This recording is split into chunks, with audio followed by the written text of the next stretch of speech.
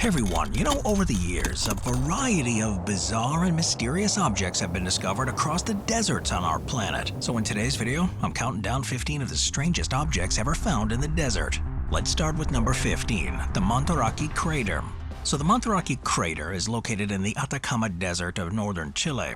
It's a significant geological feature at an altitude of about 11,500 feet, or about 3,500 meters. This impact crater, measuring around 1,500 feet or 460 meters in diameter and about 112 feet or 34 meters deep, was formed around 660,000 years ago by a meteorite approximately 33 feet or 10 meters in diameter. The crater remains well preserved due to the desert's conditions and minimal vegetation, making it ideal for scientific study. Researchers study Monchi to understand impact processes and subsequent geological changes. The crater's raised rim and central depression formed by the meteorite's collision, which vaporized and melted the rock. The impact scattered fragments of the meteorite and local rock known as ejecta around the crater. Now, the site also contains impactite, a rock formed by the intense heat and pressure of the impact, which provides valuable clues about the conditions during the event. Plus, the remote location here makes the journey to Monchi challenging, requiring travel through harsh desert terrain. However, those who visit find a surreal, almost otherworldly experience. Number 14. Tatooine. Deserts often resemble alien landscapes, making them perfect backdrops for movie sets on other planets. In the Tunisian desert, you can visit iconic locations from the Star Wars saga, particularly the original and prequel trilogies. These sets represent the fictional planet Tatooine, home to characters like Luke and Anakin Skywalker. The locations around Mamata, Tozur, and Nefta offer a glimpse into the film's legacy and their impact on pop culture and the local landscape. One famous site is the Lars homestead, where Luke Skywalker was raised by his Aunt Beru and Uncle Owen. The exterior shots were filmed at a vast salt flat near Nefta. This igloo-like structure, weathered by the elements, remains a pilgrimage destination for Star Wars fans. Another notable location is Mos Espa, featured in The Phantom Menace near Tozur, which the set includes well-preserved buildings that authentically represent a bustling desert spaceport. The detail sets here with the weathered exteriors and carvings, they kind of blend seamlessly in with the desert landscape, creating a surreal atmosphere. The Berber village of Mamatma features troglodyte dwellings carved into soft rocks. Hotel Sidi Driss, which is one such home, was used for the interior shots of the Lars homestead. Now, the hotel's dining room with round tables and rock-carved chairs became the iconic kitchen where Luke shares a meal with his aunt and uncle. Visitors can stay here at the hotel, experiencing the unique architecture and the heritage of the region. Preserving these sets has been a collaborative effort between local communities and the international Star Wars fans. Various initiatives have been launched to restore and maintain structures, recognizing their cultural and economic importance. Number 13. Desert Pup Fish. The desert pup fish is a rare, resilient species that survives in some of the harshest environments on Earth. Found in isolated desert springs and streams of southwestern United States and northern Mexico, these small fish, typically a few inches long, exemplify adaptation. Several species exist, notably in Death Valley, the Salton Sea Basin, and the deserts of Arizona and Sonora.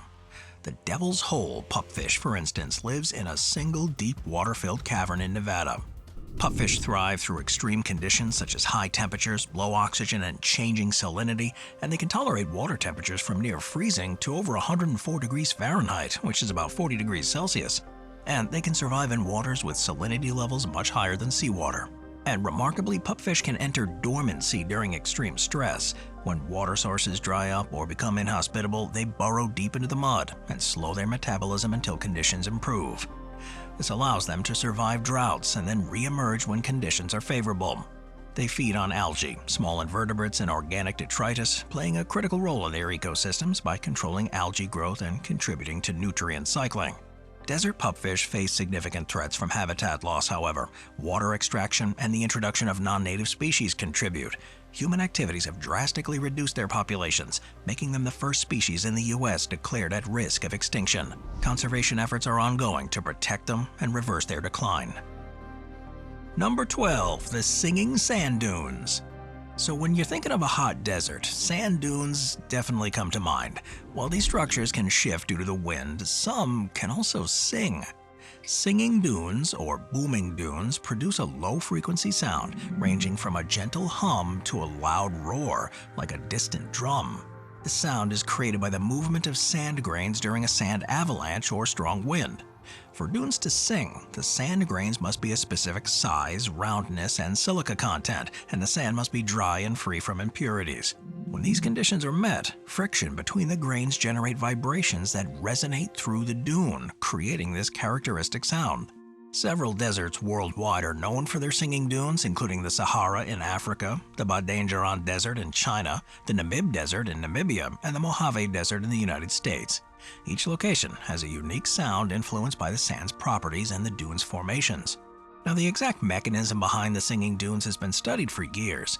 Researchers use field experiments, laboratory simulations, and mathematical modeling to understand the sound production. One theory suggests that synchronized sand grain motion creates a standing wave within the dune, amplifying the sound. Another theory posits that the sand's surface layer acts like a resonant cavity, with grain collisions as the sound source. Well, despite all the studies, it's still unclear why some dunes produce sound while others don't, even under similar conditions. The role of environmental factors like humidity and temperature is also not fully understood. Ancient travelers and nomads used to use these sounds for navigation, interpreting their direction and intensity to help guide their way. Number 11. The Sun of the Earth.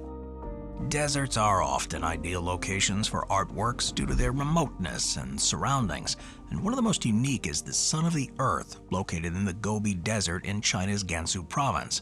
Created by Professor Deng Shubing of Tsinghua University, this sculpture measures 50 feet or 15 meters long, 30 feet or 9 meters wide, and 14 feet or 4.3 meters tall.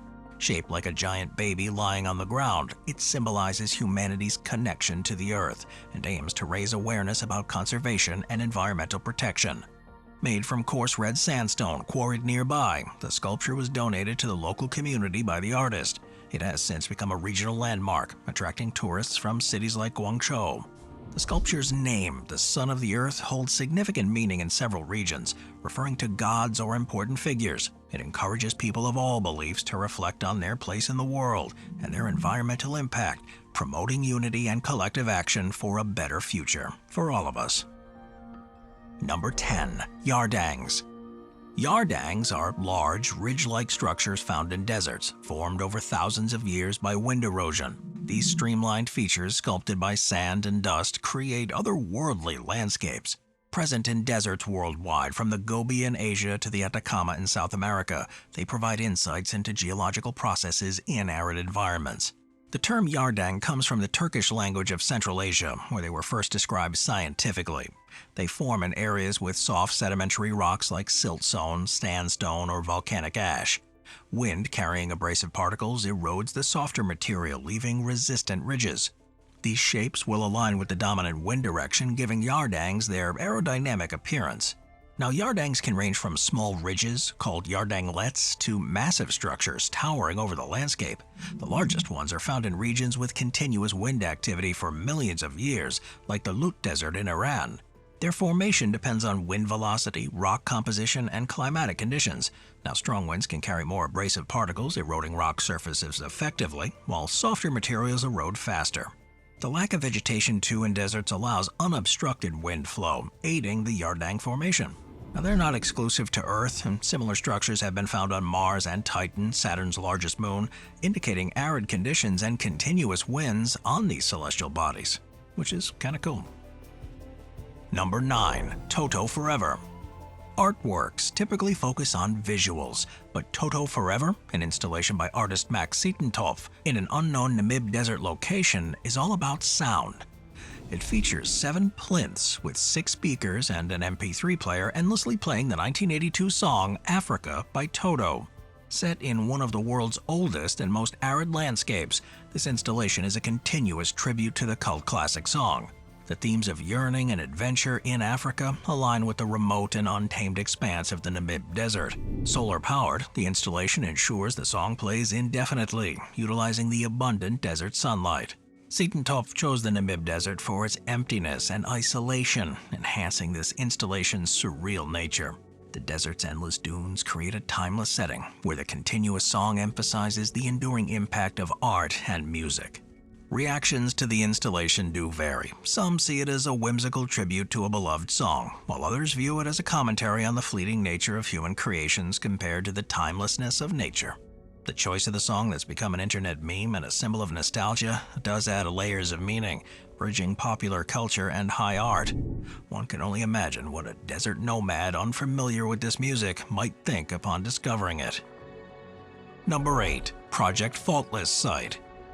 Deserts, due to their remoteness and sparse populations, have often been sites for secret projects. One such site is the Project Faultless site in central Nevada.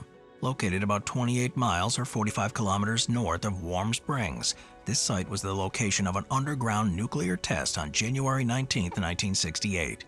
The test, named Project Faultless, was part of a series to evaluate the feasibility and effects of underground nuclear detonations. Conducted by the United States Atomic Energy Commission, Project Faultless aimed to investigate the geological and environmental impacts of underground nuclear explosions. This was crucial during the Cold War for understanding seismic effects and potential fault movements caused by such detonations. This test involved detonating a nuclear device with a yield of approximately 1 megaton placed in a shaft 3,200 feet or 975 meters deep. The explosion generated a seismic event with a magnitude of 6.3, creating a large subsidence crater 1,200 feet in diameter and 25 feet deep. The significant displacement along several faults indicated the site was geologically unstable for further high-yield tests. Well, despite the concerning results, Project Faultless provided critical data on the behavior of underground explosions and their impact on geological structures, influencing policies related to the underground nuclear testing. Today, a stainless steel monument stands at the center of the subsidence crater, marking the precise ground zero of the explosion. This 12-foot or 3.5-meter tall marker, inscribed with details of the test, serves as a reminder of the nuclear era and the extensive testing conducted in the American desert. Moving on to number 7, the Urita plant. So, deserts may not have the abundance of plants and animals that are found elsewhere, but the ones that do survive are often pretty unique. The Urita plant, native to the high-altitude regions of the Atacama Desert in Chile and surrounding areas, is one such example. Recognizable by its dense, cushion-like form that hugs the ground, this plant creates a green carpet over rocky terrain. This moss-like carpet appearance helps it retain warmth and moisture crucial for survival in these conditions. It only grows about 2/3 of an inch or about 1.5 centimeters per year, and some of the plants are over 3,000 years old, making them among the oldest living organisms on Earth. It is vital to its ecosystem, providing habitat and shelter for insects, birds, and small mammals, and its extensive root system helps prevent soil erosion, contributing to the stability of its environment. Now, historically, the plant was important for indigenous peoples as a source of fuel. Its dense, resinous foliage burns slowly and produces a steady heat when dried, a valuable resource in areas with scarce fuel options. However, over-harvesting for fuel has threatened the plant's populations. Conservation efforts are now in place to protect the Urita and its habitat, and given its slow growth and long lifespan, sustainable management practices are going to be essential to ensure its survival. Protecting this plant will also involve preserving the broader ecosystem and the unique plants and animals that depend on it. Number 6, the Desert Breath. The Desert Breath is an unusual desert art installation in the Eastern Sahara Desert near Hada in Egypt. Created by the Greek artist collective Dast Art Team, consisting of Dene Strato, Alexander Strato, and architect Stella Constantinides, it was completed in 1997. Covering around 1 million square feet or 100,000 square meters, it represents the interaction between art and nature. The installation features 2 interlocking logarithmic spirals made up of 89 protruding conical mounds and 89 matching conical depressions. These shapes vary in size, gradually increasing in height and depth from the center, creating a striking pattern that interacts with the desert landscape. Constructed using local sand, the Desert Breath involved moving approximately 280,000 cubic feet or 8,000 cubic meters of sand, requiring significant manpower. Now, the spirals symbolize infinity and the passage of time, echoing the endless expanse of the desert. Over time, natural erosion and transformation have altered its contours, and now it looks very different from its original state 27 years ago. Since its completion, the Desert Breath has gained some international recognition too, and it's been documented through photographs and aerial imagery showcasing its evolving beauty. The artwork has sparked discussions on the relationship between art, nature, and the environment, highlighting the potential for artistic interventions to enhance our appreciation of natural landscapes. The artists here saw the installation as an ongoing project, open to the elements and the passage of time, embracing the idea of its eventual disintegration. They accepted that one day it will be completely reclaimed by the desert, leaving no trace behind. Number 5. The Hada Railway Station. For thousands of years, humans have devised ways to cross deserts, and railroads provided a unique means of reducing travel times and increasing safety. However, not all railways prove successful. The Hada Railway Station is a historical site in the Arabian Desert, part of the legendary Hejaz Railway, designed by the Ottoman Empire to connect Damascus to the holy cities of Mecca and Medina, primarily for Muslim pilgrimage. Construction began in 1900 and was completed in 1908, stretching over 810 miles, or about 1,300 kilometers, across these harsh terrains. It's located in northern Saudi Arabia. Hada was one of many stations along this route. Now, the Hejaz Railway aimed to reinforce the Ottoman control over the region, and it was an engineering marvel of its time. Stations like Hada were built using local stone and materials, blending with the landscape. The architecture was typical of the Ottoman style, robust and functional, catering to travelers' needs and the railway's operational requirements. Hada Station was heavily used, providing essential services such as food, water, and shelter for pilgrims on their way to Mecca or Medina. The railway facilitated trade, communication, and cultural exchange, modernizing and unifying isolated parts of the empire. However, the First World War and the Arab Revolt, led by Lawrence of Arabia, severely damaged the railway.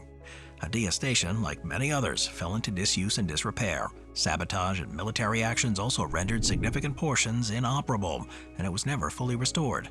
Today, this railway station is a relic in the desert, attracting historians, archaeologists, and tourists interested in the Hejaz Railway history and the early 20th century geopolitics.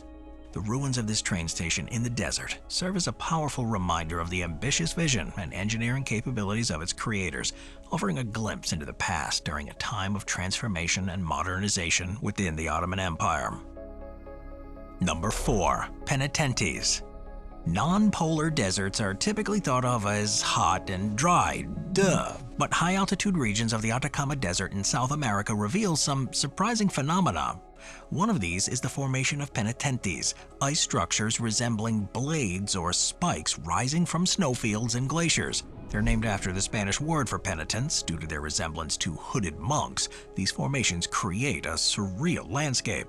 Now, these penitentes form through sublimation, where ice turns directly into water vapor without really melting first. Intense solar radiation at these high altitudes combined with the dry air facilitate the process. Uneven sublimation causes small depressions in the snow to deepen, leaving behind tall, thin ice blades. These structures can range from a few inches to several meters in height and are typically found above 13,000 feet or about 4,000 meters in the Atacama. Now, this is one of the driest places on Earth. It provides the perfect environment for these penitentes. The extremely dry atmosphere speeds up sublimation, while clear skies and high elevation ensure intense solar radiation, promoting the growth of these ice formations too. Similar structures might even exist on Jupiter's moon Europa and Saturn's moon Enceladus, driven by comparable sublimation processes. Now, studying these things on Earth offers valuable insights into extraterrestrial ice dynamics, highlighting this desert's otherworldly nature. Scientists frequently visit the Atacama to study these penitentes, measuring their size, shape, and growth rates, and monitoring these environmental conditions. These studies will enhance our understanding of how climate and atmospheric conditions influence ice dynamics in extreme environments. Number 3. The Dabous Giraffes. The Dabous giraffes, found in the Tenere Desert of Niger near the Air Mountains, are remarkable examples of ancient rock art. These petroglyphs, estimated to be 8,000 to 10,000 years old, provide a glimpse into early human societies in the Sahara. The carvings depicting two life-size giraffes on a sandstone outcrop were discovered in 1997 by French archaeologist Christian Dupuy. Around 10,000 years ago, the desert was much more hospitable, with a wetter climate supporting lush vegetation and wildlife, including giraffes. The larger giraffe carving measures about 18 feet or 5.4 meters in height, making it one of the largest known rock art representations in the world. The giraffes are significant for their detail and the technique that was used to create them. The carvings were made using a technique called pecking, where the rock surface is chipped away with a hard tool. This method requires significant time and effort, indicating that the creators were highly skilled and dedicated. These carvings not only showcase their artistic skill, but provide insights into the Sahara's ecological and cultural landscape thousands of years ago. The presence of giraffes suggests much greener and habitable environments compared to today's arid desert.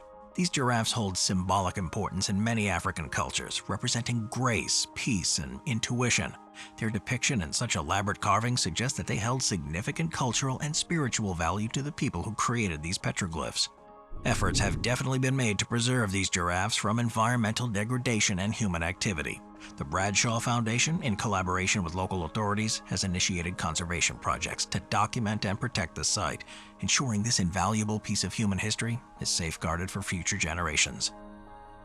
Number 2. The Titan Missile Museum.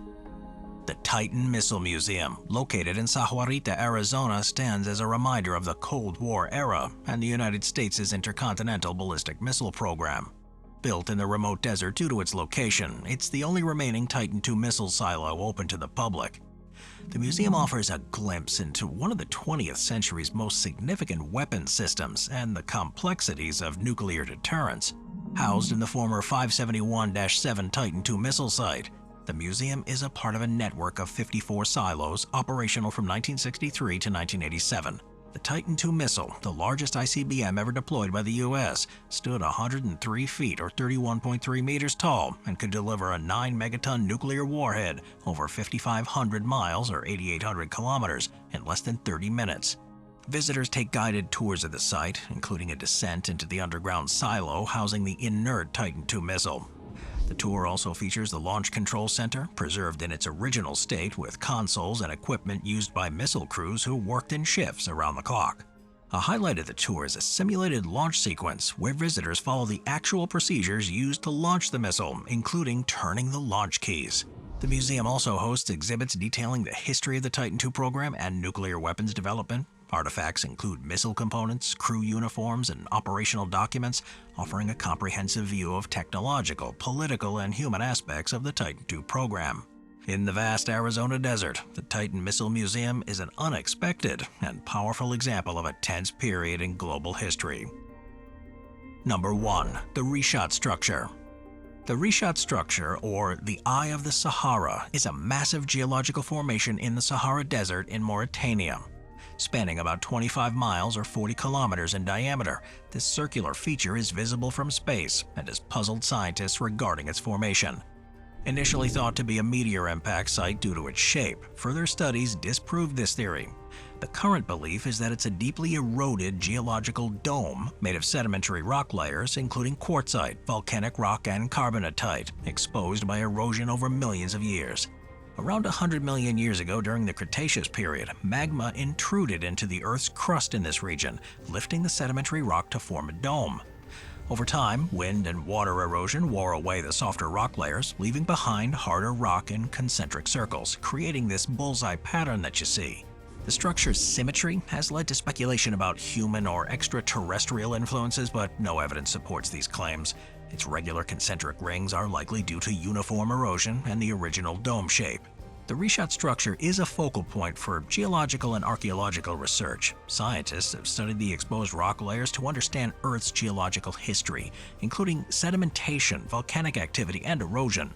This formation also provides data on the climatic history of the Sahara Desert, which was once much wetter and more fertile.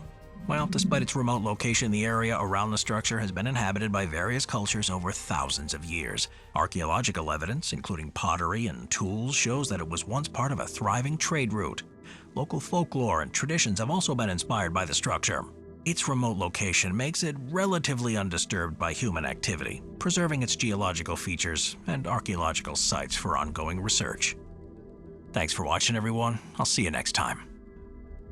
Thank you to our channel members.